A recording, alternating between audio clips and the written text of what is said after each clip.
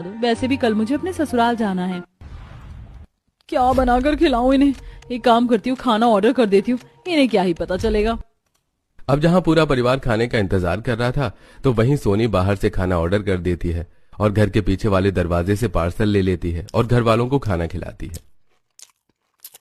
हमारी बहू भी अच्छा खाना बनाना जानती है। हाँ पापा, सोनी सिर्फ खाना बनाना नहीं बल्कि हिसाब किताब करना भी बहुत अच्छे से जानती है। आखिर उसने एमबीए जो कर रखी है। अपनी तारीफ सुनकर सोनी बहुत खुश होती है तो वहीं थोड़ा सा खाना लेकर आशा शांति के घर जाती है।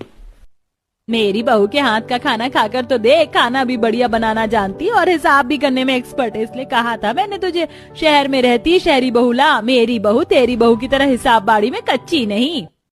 आशा शांति के सामने इतराकर वहां से चली जाती है।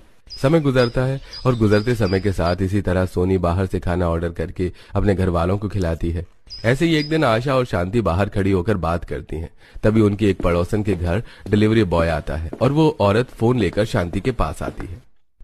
शांति जरा नेहा, बहू को बुलाना, मुझे समझ नहीं आ रहा वो डिलीवरी वाला मुझसे कौन सा पीटीओ मांग रहा। मैं तो अंगूठा छाप ठहरी, मेरे बच्चे भी बाहर है और ये मेरी बेटी का पार्सल आया है।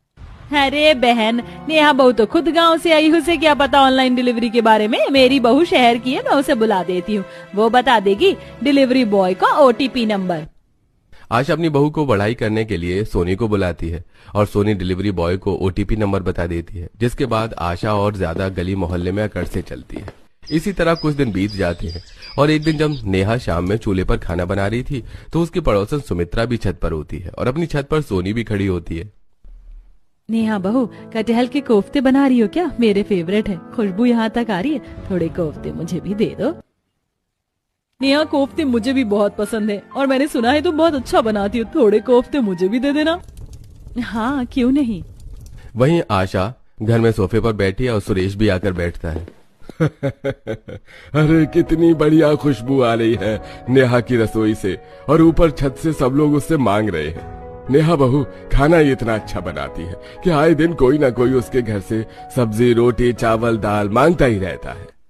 आप तो ऐसे बोल रहे जैसे हमारी बहू अच्छा खाना ही नहीं बनाती। अब जल्दी से हिसाब किताब वाली डायरी दो, बहू अभी खाली है, मैं पूरे दिन हिसाब बाड़ी करके थक जाती हूँ, आज बहू करेगी हिसाब। नेहा की जरा सी भी तारीफ सुन आशा चिढ़ जाती है तो वहीं सुमित्रा नेहा के घर जाकर सब्जी लेती है जहाँ सब कोफ्ते रोटी खा रहे थे। आंटी, आपको पता है मेरी भाभी जान के एक्स्ट्रा खाना बनाती हैं क्योंकि उन्हें पता है वो खाना बनाएंगी और कोई ना कोई कटोरी लेकर आ ही जाएगा। देख रही हो शांति बहन, कैसे तुम्हारा बेटा मुझे छेड़ने की कोशिश कर रहा है। जहां शांति के घर में हंसी मजाक चल रही होती है तो